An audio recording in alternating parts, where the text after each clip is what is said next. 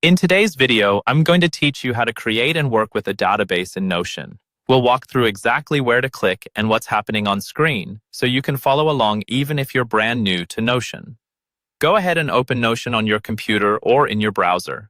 Once you're in, navigate to the page that contains the database you want to use. This might be a table, a board, a list, or any other database view.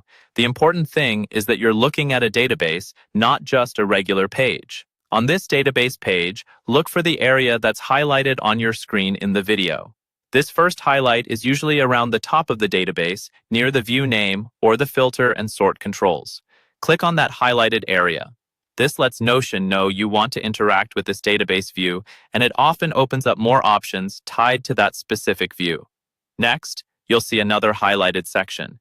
This might be a different part of the toolbar above your database or a menu icon. Click on that highlight as well. Each time you click where it's indicated, we're essentially drilling deeper into the options for customizing and adding to this database. You'll continue clicking on the highlighted parts shown. These may include view controls, property menus, or buttons that reveal more settings. Don't worry if the labels in your workspace are slightly different. Focus on where the highlight appears in relation to the database. Eventually, you'll see a highlight near the bottom or side of the database that says New Page. This is the key action for adding a new entry to your database. Go ahead and click on New Page. When you do, Notion will open a fresh page that's already linked to your database.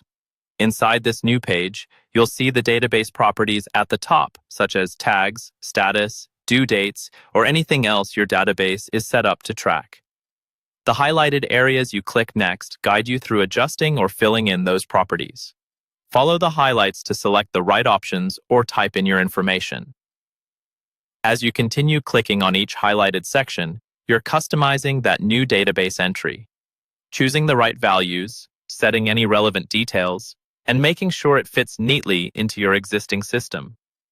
Once you've followed all the highlighted clicks, your new page is fully created and stored in the database, ready to be filtered, sorted, and used, just like any other item in Notion.